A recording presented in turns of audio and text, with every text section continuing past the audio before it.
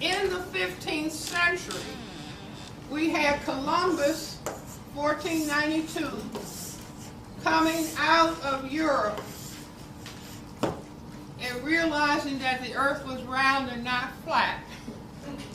And everywhere these white people landed, they found colored people, right? And if those men were sexually frustrated and the people were over time, and the women had sex, or I should say the men had sex, imposed sex, however you want to look at it. If they waited around 9 months, they found that all of the children looked like the mothers.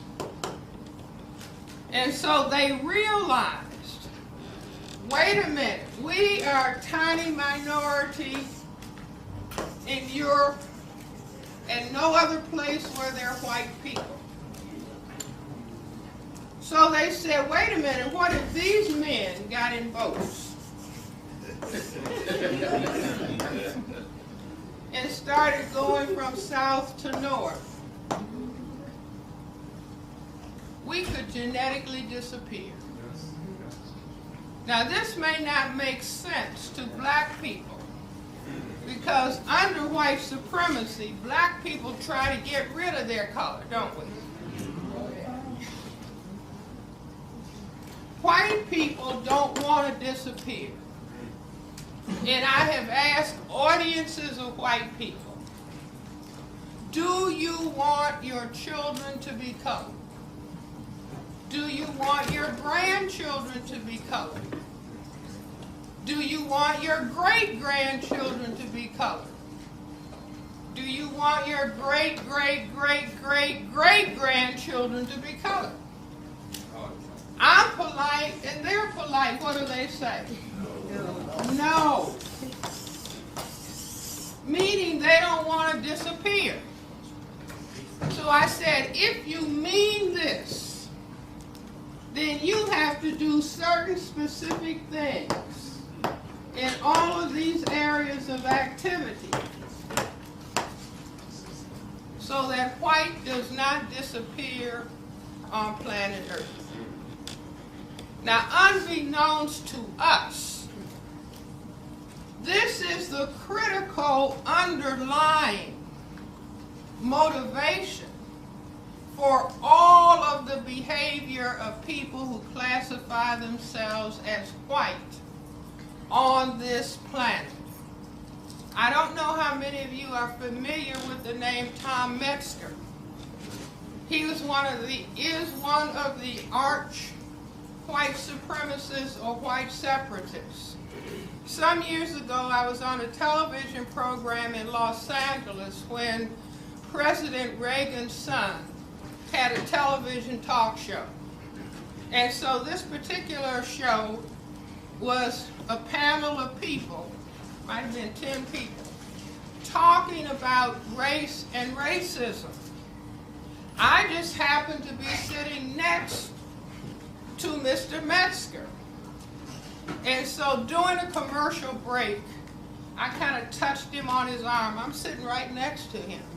And he didn't say, "Don't touch me, nigger." I said, "Mr. Metzger, tell me something. What percentage of people who classify themselves as white are fearful of white genetic annihilation?" And he answered very politely. He said, "Dr. Welsing, nearly all of them. But they are ashamed or afraid to admit it." Now, I can understand that. In other words, this system is about white genetic survival. Now, if some people have organized a system for their genetic survival, what's the chance that they're going to give that system up? None. See, they worked hard. And we can consider it unjust. It's the most unjust system that has ever been devised on the planet, where you have 1/10 of the people deciding that they need to control 9/10 of the people on the planet. But all along, I maintain we have not understood this.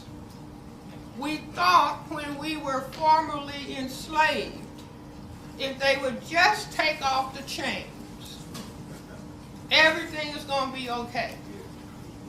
So they removed the chains, and then what did they do next?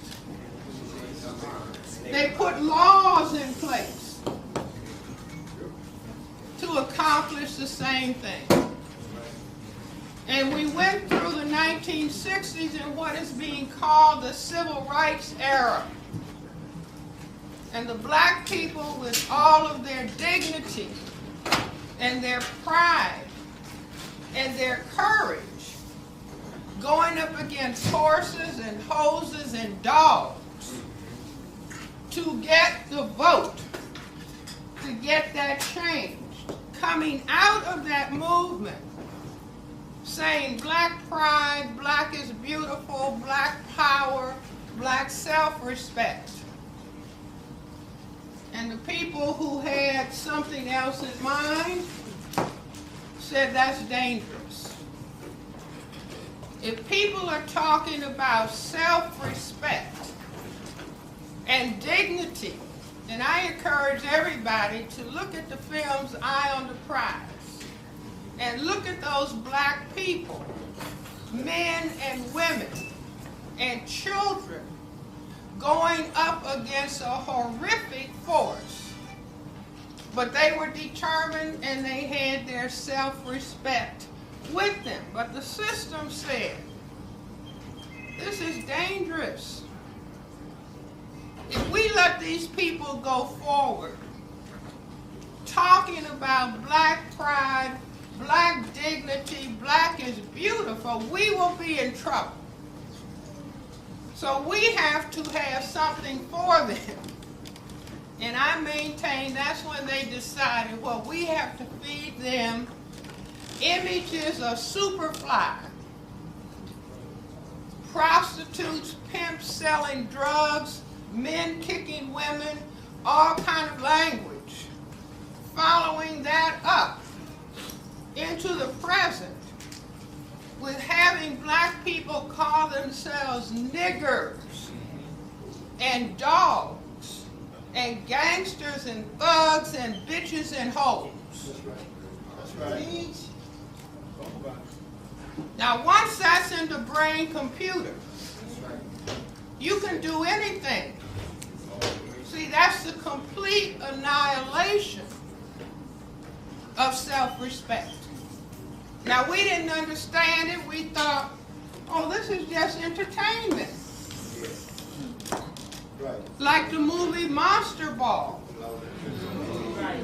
Or the movie Precious. Do you see? Or the movie for colored girls.